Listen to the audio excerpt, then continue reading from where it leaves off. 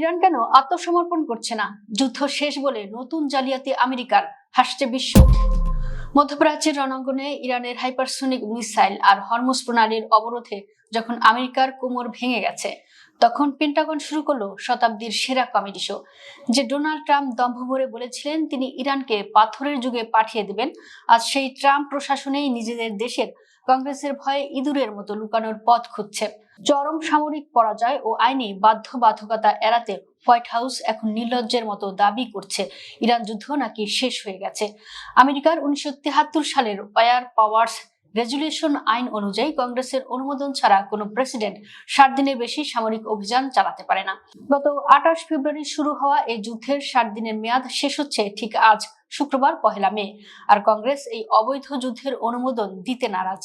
তাই নিজেদের পিঠ বাঁচাতে ট্রাম্পের প্রতিরক্ষামন্ত্রী পিট হেগসেথ সিনেট শুনানিতে হাজির হয়ে এক হাস্যকর ও ডাহা মিথ্যা যুক্তি দাঁড় করিয়েছেন। তিনি বলছেন, যেহেতু 7 এপ্রিল থেকে যুদ্ধবিরতি চলছে, তাই যুদ্ধের সেই ঘড়ি এখন বন্ধ এবং যুদ্ধ কার্যত শেষ। অর্থাৎ রণাঙ্গনে হার নিশ্চিত জেনে ট্রাম্প প্রশাসন এখন আইনি জালিয়াতি করে লেজ গুটিয়ে পালাচ্ছে।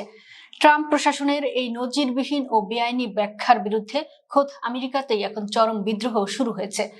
ডেমোক্র্যাট ও রিপাবলিকান উভয় দলের আইন প্রণেতারাই ট্রাম্পের এই জালিয়াতিকে ডাস্টবিনে ছুঁড়ে ফেলেছেন। রিপাবলিকান সিনেটর সুশান কলিন্স এবং ডেমোক্র্যাট সিনেটর টিম কেইন কড়া ভাষায় জানিয়েছেন, যুদ্ধবিরতি চললেও 60 দিনের সময়সীমা স্থগিত করার কোনো আইনি ভিত্তি নেই। এটি সরাসরি মার্কিন সংবিধানের চরম লঙ্ঘন।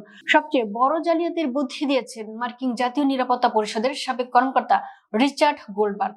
তিনি ট্রাম্প প্রশাসনকে পরামর্শ দিয়েছেন কংগ্রেসের চোখ ফাঁকি দিতে অপারেশন এপিক ফিউরি এর নাম বদলে অপারেশন এপিক প্যাসেজ রাখা হোক। একে একটি আত্মরক্ষামূলক মিশন বলে চালিয়ে দিলে কংগ্রেসের অনুমোদন ছাড়াই হরমুজে মার্কিন নৌ অবরোধ জারি রাখা যাবে।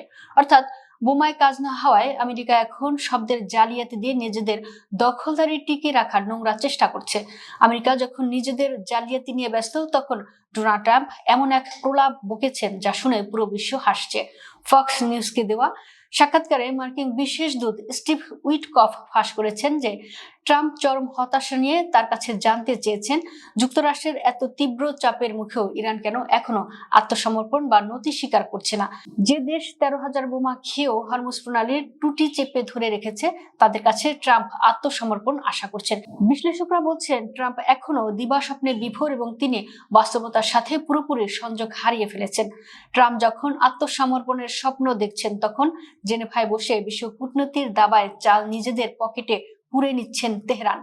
মঙ্গলবার জেনেভায় মার্কিন প্রতিনিধিদের সাথে বৈঠকের পর ইরানের পররাষ্ট্রমন্ত্রী আব্বাস আরাঘচি দম্ভভরে জানিয়েছেন, উভয় পক্ষ দিক নির্দেশনামূলক নীতিমালাতে একমত হয়েছে এবং ইরান শীঘ্রই নিজেদের শর্তে একটি খসড়া পাল্টা প্রস্তাব দেবে। আজ বিশ্ববাসী পরিষ্কার দেখছে যে আমেরিকা দম্ভভরে যুদ্ধ শুরু করেছিল, আজ তারা কংগ্রেসের ভয়ে নাম পাল্টে পালানোর পথ খুঁজছে। আর অকুতোভয় ইরান প্রমাণ করে দিল, সাম্রাজ্যবাদীদের বোমার জোর থাকতে পারে, কিন্তু কূটনীতি আর মনস্তাত্ত্বিক স্নায়ু যুদ্ধে তাদের অবস্থান কেবলই ইঁদুরের মতো।